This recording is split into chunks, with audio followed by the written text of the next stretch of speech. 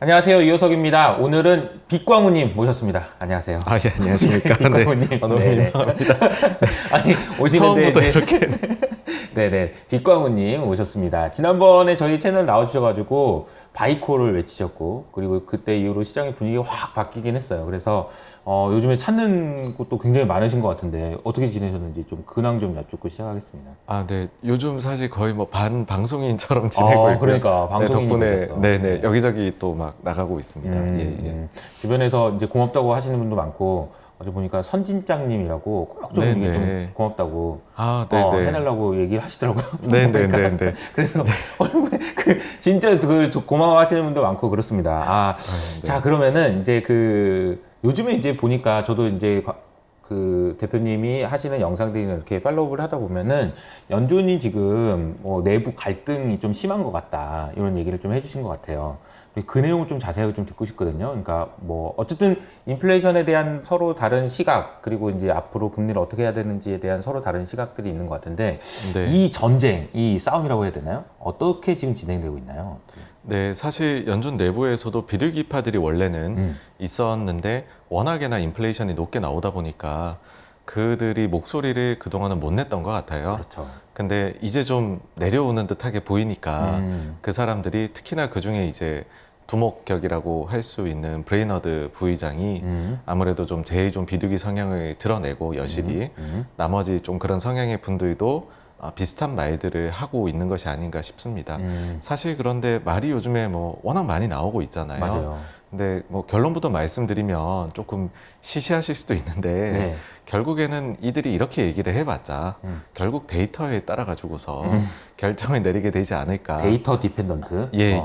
생각은 하지만은 그 사이에는 이런 식으로 이제 우리 비둘기들도 있었다라는 네. 식으로 격렬하게 좀 얘기를 향후에도 계속해서 이 논쟁은 이어지지 않을까, 격화되지 않을까라고 생각을 합니다. 비둘기파의 대장이었던 블레이너드 부의장이 있다면 매파의 대장격인 이제 블라드 총재나 아니면은 베스터 총재 뭐 이런 분들이 있잖아요. 네네. 그래서 이분들이 하는 말씀들을 좀 한마디씩 보면은 뭔가 좀 미묘하게 좀 바뀌는 것 같아요. 블라드는 지난번에 뭐 7%뭐 이런 얘기도 했었고 베스터 총재도 어제는 좀 약간 이 사람 좀 바뀐 거 아닌가 뭐 이런 생각 좀 들긴 했거든요. 네네. 근데 질문을 이렇게 한번 드려볼게요. 브레이너드 부의장이 최근에 했던 그 코멘트가 이분이 왕 비둘기로 알려져 있잖아요. 그리고 이제 파월 대신에 이 사람이 될 수도 있었을 만큼 영향력은 좀 있었던 분인 것 같은데 네. 이분이 최근에 뭐라고 그랬어요?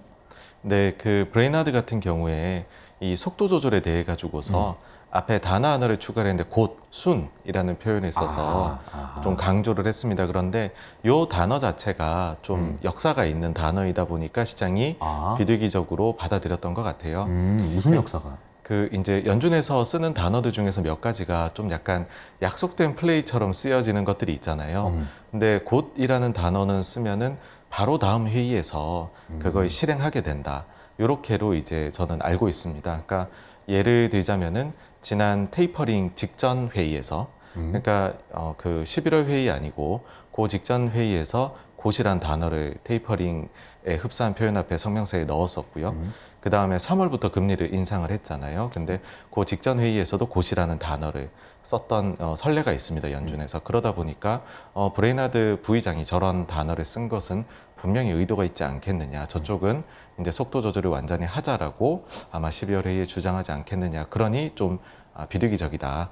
예, 그렇게 좀 보일 수 있었던 발언 같습니다. 순이라는 단어가 그런 의미가 있군요. 그러니까 이제 이게 지금 암묵적으로 순 단어 나오면 그 다음에 이렇게 지금 생각을 하나 봐요. 예, 그렇습니다. 네네. 브레이너드 부의장님은 그런 얘기를 하셨고 블라드 총재도 지난주에 굉장히 좀 이슈가 좀 되긴 했잖아요. 네네. 이분은 좀 발언을 어떻게 보셨어요? 이제 뭐 아마도 이런 배경이 있는 것 같아요. 그 직전에 보게 되면 이제 샌프란 연은에서 과거에 썼던 우리가 그런 이제 정책은 아주 단순했는데 최근에는 뭐 포워드 가이던스도 있고 QE도 있고 QT도 있는데 이런 점들이 다 고려하게 되면 실질적으로 지금은 금융 환경이 얼마까지 올린 것으로 보인다 뭐 이런 자료를 냈었잖아요. 그렇죠. 근데 거기에 대한 좀 반박의 자료 같이 느껴졌었어요. 그 그림 있잖아요. 요거 엄청 많이 올린 거다, 사실은. 프록시라고 하던데. 뭐 맞습니다. 이렇게, 그죠? 맞습니다. 예.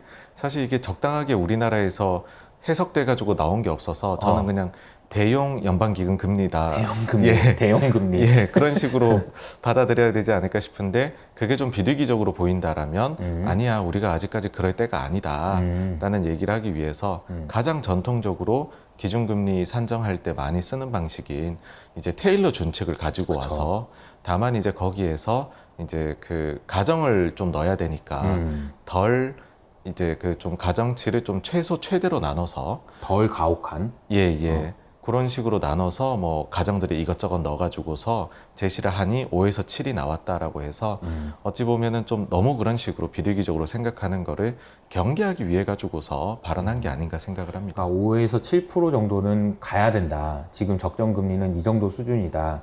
라는 걸 얘기를 했는데 네. 사실 또 일각에서는 그런 의견들도 있더라고요. 이제 이렇게 하다 보면 나중엔 내려야 된다라는 게 되는 건데 거꾸로 뭐 이런 예. 이야기도 있는 것 같아요. 네, 맞습니다. 그 테일러 준칙 자체가 사실 그 거기에 물가 상승률이 들어가게 되는데 그 물가가 피크를 치고 사실 내려오기 시작을 하게 되면 그러면은 기준금리가 자꾸 내려오게 되거든요. 그렇죠.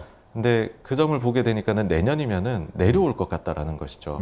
그래서 가장 가혹하게 했었을 때에도 금리를 내년에는 내려야 되는, 그리고 내후년도에는 더 내려야 되는, 연준이 9월 달에 점도표를 찍었던 것보다도 만약에 지금 연준이 예상한 대로 물가가 흘러간다라고 해버리면 금리를 더 내려야 되는 식으로 나와버린 거죠. 그래서 실질적으로 그날 블라드 총재가 그 발표를 한 이후에 그쵸. 주식시장이 엄청 약세로 갔다가 네. 거의 보합으로 올라왔었거든요. 맞아요. 예. 처음에는 엄청 많이 빠질 것처럼 보이고 일단 7%라는 헤드라인이 너무 예. 강렬하니까 맞습니다. 야 예. 지금도 힘들어 죽겠는데 7% 그러면서 이제 주가가 한번 조정을 받았는데 잠깐만 생각해 보니까 네. 이런 느낌이었던 것 같아요. 그죠? 네. 어. 그래서 만약에 그 자료를 올 초에 금리 인상 딱 들어갈 때 냈다면 시장의 파급 효과는 정말 컸을 것 같습니다. 그렇죠. 그런데 지금은 좀 뭔가 인플레가 피크 아웃은 하는 듯한 느낌인데 그걸 가지고 오니 왜 이걸 지금 썼지? 라는 생각이 들어서 근데 굳이 그걸 쓴 이유를 찾자면 지금 당장 보기에는 금리를 정말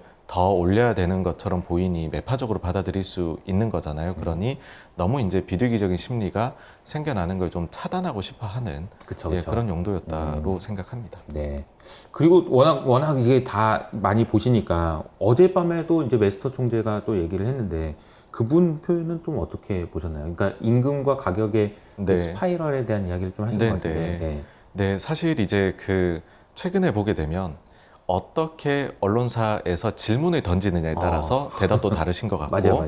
예, 그래서 정말 많은 것들이 있는데 저는 대표적으로 좀 그렇다라는 걸 느낀 게 이제 콜린스 같은 경우에 네. 이 사람이 비둘기로 분류가 되는 이제 그 위원인데 여기가 FOMC 딱 끝나자마자 발언을 할 때에는 다음 회의에서 75bp도 테이블 위에 있고 25bp도 있다라고 이야기를 했는데 최근에는 이제 질문이 여전히 75bp가 있느냐 CPI 나오고 나서죠. 그러니까 이제 여전히 테이블 위에 있다 하니 기사에는 이렇게 나온 거죠. 이제 75bp 인상 가능성 콜린스 내비쳐 매파적 이렇게 나와버리는 거죠. 또 뭐 최근에 또 어떤 경우에는 이제 샌프란 그 이제 총재 같은 경우에 나와서 발언을 하는데 금리에 대해서 뭐 인플레를 뭐 우리의 그 가장 중요한 목표고 막 얘기했는데 그 부분만 떼놓고 오면 매파적이에요. 근데 그날에 얘기한 게 실질적으로 금융 환경은 한 6%대로 지금 작동하는 것 같다. 그것만 또 떼우면 비둘기거든요. 그렇죠. 그래서 지금 이 발언들에 사실은 우리가 이제 주목을 안 할 수는 없겠지만 근데 그 발언들은 좀 섞여 있을 수밖에 없고 여기 너무 예민하게 반응 안 하셨으면 좋겠고요. 결국에는 돌고 돌아서 데이터가 이제 어떻게 나올 것이냐 거기에 따라 이 양반들이 또 모습을 바꾸게 되지 않을까 그렇게 봅니다. 지난 얼마 전에 나온 그 CPI가 이제 사람들의 생각을 많이 바꿨던 것처럼 앞으로 나올 데이터들도 이제 좀 중요하게 봐야 되지 않을까 그런 생각이 좀 들고요. 네. 이 질문을 한번 좀 들어볼게요. 이게 워낙 연준 의원들을 잘 팔로우를 하셔가지고 이 각각의 분들이 다 투표권도 있고 뭐 그리고 이제 도비시한 사람이 있고 뭐 내년에는 안 할 사람이 있고 막 그렇잖아요. 네. 그러니까 내년에는 이제 연준 의원들 중에서 어떤 사람이 좀 중요하다거나 뭐 이런 게 좀 있을까요? 아니면 그 구성이 좀 어떻게 바뀌나요? 근데 이제 그 결국에는 제일 중요한 거는 파월 의장하고 아. 그 다음에 브레이나드라고 생각을 합니다. 그 두 사람이 예, 역시, 예. 결국 그쪽에서 이제 분위기를 좀 만들어 나가는 부분이 있는 것이고, 사실 이런 생각을 더 최근에 하게 된 것이 네. 9월 달에 우리가 이제 점도표 찍힌 걸 보면 연말까지 125 이상 올려야 된다가 총 19명 중에 10명. 그 다음에 100만 올려도 된다가 9명으로 1명 차이였었거든요. 10명, 9명? 예. 근데 그 이후의 발언들을 살펴보면 아마 파월 의장은 125에 저는 찍은 것 같거든요. 그래서 연준 내부에서 아주 그 성향들이 나눠져 있는 상황에서 결국 캐스팅 보트를 쥐고 있고 또 그럴 만한 리더격의 자리 자체를 차지하고 있는 사람들이 분위기를 주도하지 않을까 해가지고서 파월과 결국은 또 브레이너드가 예, 결국엔 또 돌고 돌아서 그분들이네요. 네. 알겠습니다. 야, 그러면은 이제 그 예. 질문이에요. 그러면 결국은 데이터가 어떻게 될 것 같은지를 봐야 될 것 같아요. 이제 둘 진영의 싸움이라고 보면 물가가 낮게 나오면 이 사람들이 이기겠죠. 그러니까 네, 뭐 네. 비둘기파들이 이길 거예요. 근데 물가를 전망하기 쉽진 않지만 대표님이 보고 계시는 어떤 그 기본 시나리오가 좀 있을 것 같거든요. 네네. 네. 저는 좀 하여튼 계속해서 물가가 빠르게 내려가지 않을까. 그럴 가능성이 좀 높다라고 보고 있습니다. 그러니까 뭐 그전 이제 시간에도 나와서 말씀드렸었던 각종 그 물가와 관련된 선행 데이터들, 그렇죠. 이런 데이터가 좀 빠르게 계속해서 내려가고 있는 모습이 나온다라는 점 하고요. ISM 그때 말씀하셨던 게 예. ISM 제조업 제조업 지수의 지수의 예, 그 지불 가격. 지불 지수, 예. 그리고 또 중국의 그 PPI 생산자 예, 물가, 맞습니다. 뭐 이런 네네. 얼마 전에 보니까 독일의 생산자 물가도 고점 치고 내려오긴 했더라고요. 뭐 예, 그런 예, 분위기. 예. 예, 그런 것들이 어쨌든 선행성을 갖는다라는 얘기를 지난번에 해주셨고, 예. 네. 그래서 거기에 또 추가적으로 이번에 나온 데이터를 보니까 두 가지가 또 조금 고무적이더라고요. 그 CPI가 나왔을 때 한 가지는 그 주거비에서 네네네. 자가 이제 대체 그 주거비 있지 않습니까? 그쵸. 그거 항목이 좀 그전월에 비해 가지고서는 그 MOM으로 숫자가 내려왔다라는 것. 그래서 그 부분이 최근에 보시면 좀 집값이 꺾이고 있는데, 상승세가 아니면 뭐 이제 전월 대비로는 마이너스로도 가고 있는데, 이게 시차가 있다라고 하는데 언제쯤 CPI 쉘터에 반영될 거냐 하는데, 그게 생각보다 조금 빠를 수도 있지 않을까 하는 게 첫째였었고요. 그 다음에 두 번째로는 그 이제 메디컬 서비스 쪽에서 헬스 인슈어런스 항목이 있는데, 요 항목이 요번에 마이너스로 돌았더라고요. 네. 그런데 요거는 이제 요 부분도 이제 서프라이즈를 만들어낸 요인이라고 이제 분석이 되던데, 이게 좀 더 들어가서 보니까 실시간 추적을 못 하다 보니까 1년에 한 번씩 이거를 이제 업데이트를 해가지고서 그 뒤에 1년 동안에는 쭉 그 숫자를 쓰는, 그러니까 그 과정으로 쭉 들어가는 게 있더라고요. 근데 저는 네, 예. 그거를 어떻게 아신 거예요? 저는 그런 게 더 신기하죠.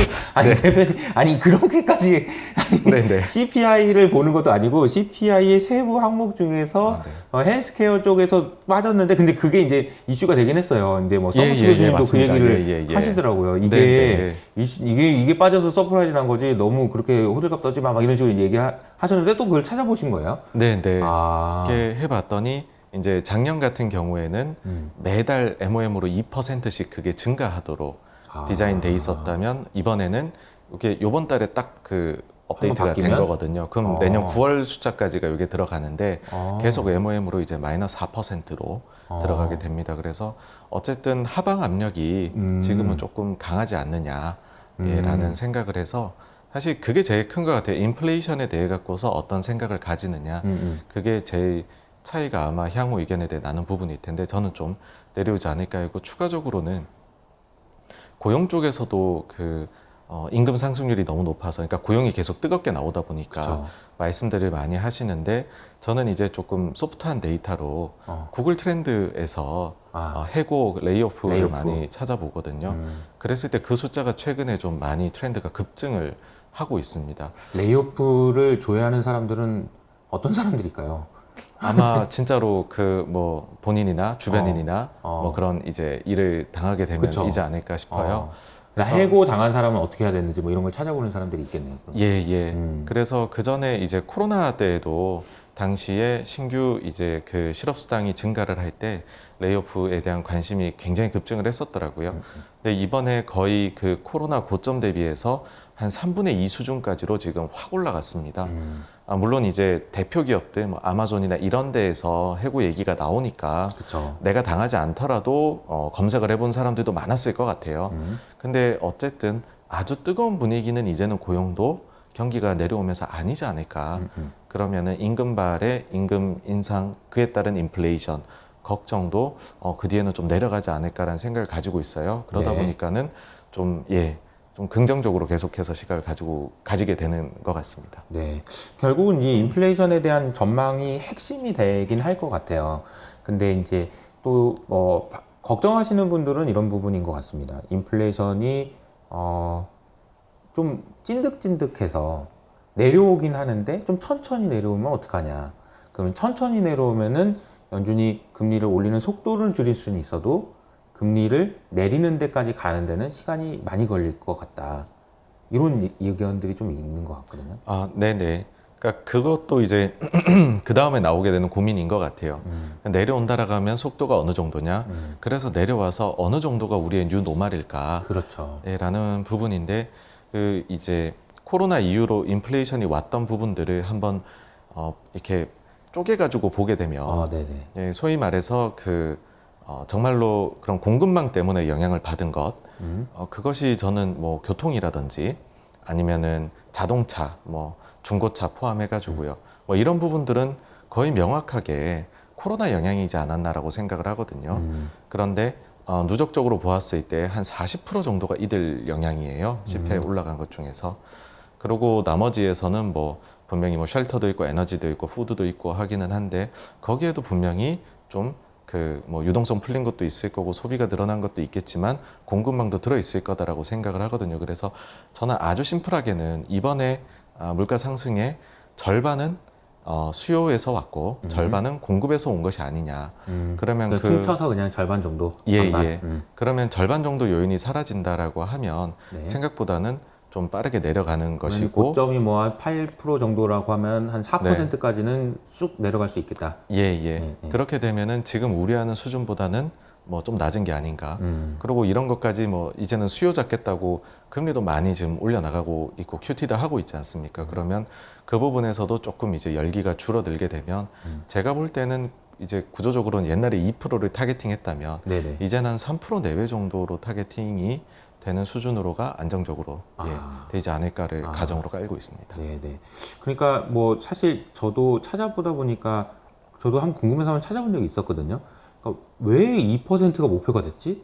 네. 그 되게 신기하잖아요. 그러니까 2%라는 숫자는 도대체 어디서 나왔지? 그러니까 블라드 총재인가 그분이 이런 얘기를 하셨더라고요. 1995년쯤부터 그러니까 우리가 늘 얘기하는 70년대, 80년대 이때쯤 인플레이션 난리 났었다가 이게 진정이 완전히 된 게 95년인데 그때가 한 2.5% 정도였으니 2%로 한 것 같다. 뭐 이렇게 블라드 총재가 얘기한 걸 들은 적이 있거든요.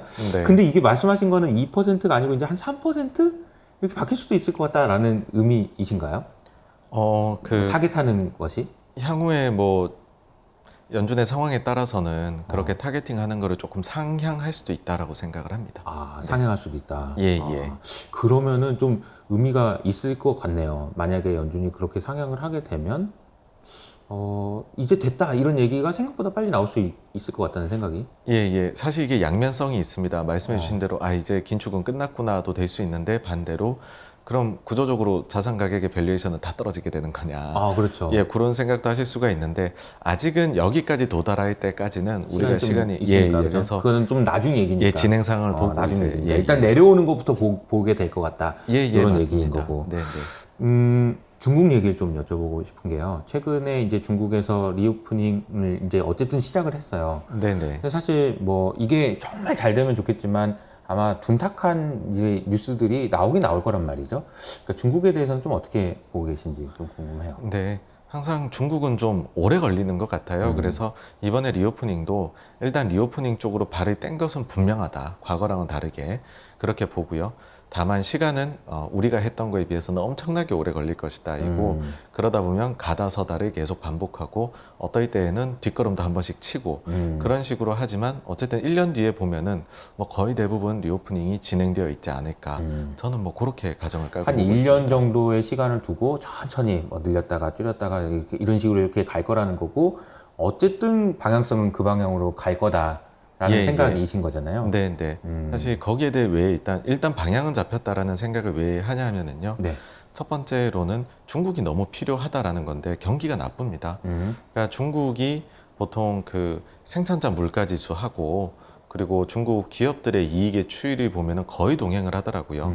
그래서 이 PPI가 상승하면 이익도 좋고 하락하면은 이익도 나빠지고 경제도 상당히 나쁜 상황이 되는 건데 생산자 물가랑 기업의 이익이랑 관계가 이렇게 밀접해요. 예, 그 어. 그래프를 그려보니까는 그게 그러니까. 되게 밀접하더라고요. 그 얼핏 생각하기에는 소비자 물가랑 비슷하지 않을까 그런 생각도 들기도 한데 네. 생산자 물가가 더 중요하군요. 그러니까 아직까지는 그 전 세계 공장 역할을 하다 보니 아, 그런 데서 기업들 입장에서 본인들이 받는 가격, 그렇죠. 예, 그 가격이 생산자 물가이다 보니까는 아마 연동이 많이 되는 게 아닌가 생각이 그러겠네요. 됩니다. 그러니까 이제 어쨌든 그 유통 쪽이 아니고 실제 전 세계의 공장 역할을 중국이 하고 있으니 그게 올라간다는 얘기는 세계 경기가 좋다는 중국 네, 입장에서는 네, 네. 좋다는 얘기가 될 수 맞습니다. 있으니까 그죠? 예, 네네. 예.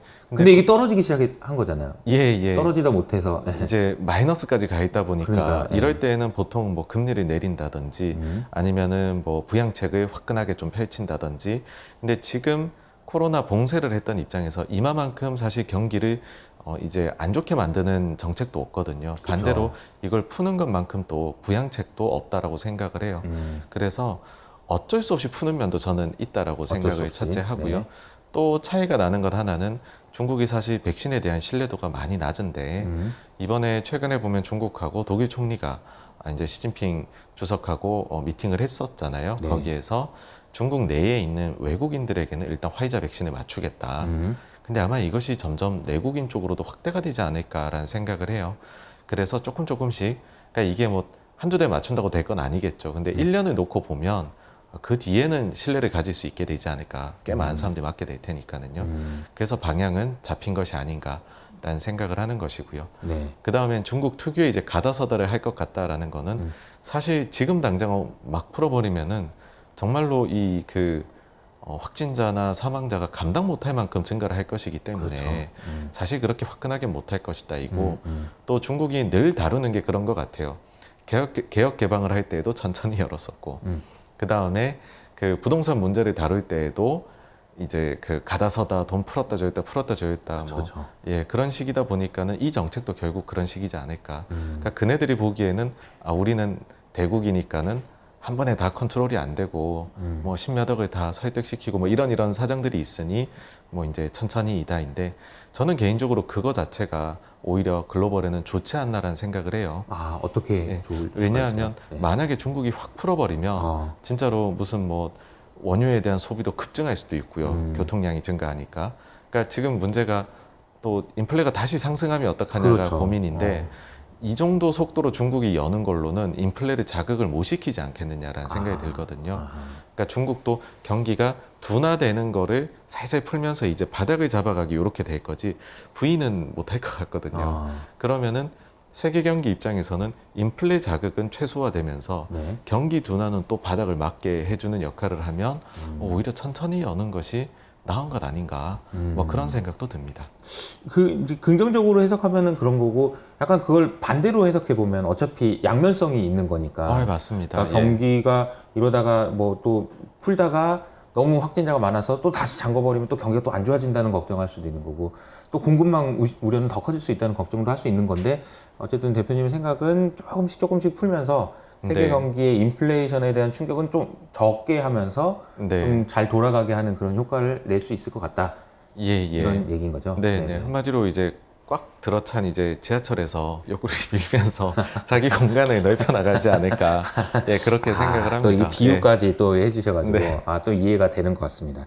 그러면은 전반적으로 이제 매크로와 관련된 이야기는 좀 이제 어느 정도 얘기가 된 것 같고요. 이제 주식 시장에 대한 이야기로 좀 넘어가 보면 최근에 주가가 이제 반등을 하긴 했는데 또 결과적으로는 이게 또 금리랑 연결되는 것 같긴 한데 연준에서 금리를 이렇게 해서 고원을 그려버리면 이 금리를 버티지 못하는 애들은 좀 많이 힘들어지지 않겠냐 이런 의견들도 좀 있긴 하거든요. 네. 사실 이제 그 최악의 상황을 지금 저희가 지나가고 있잖아요.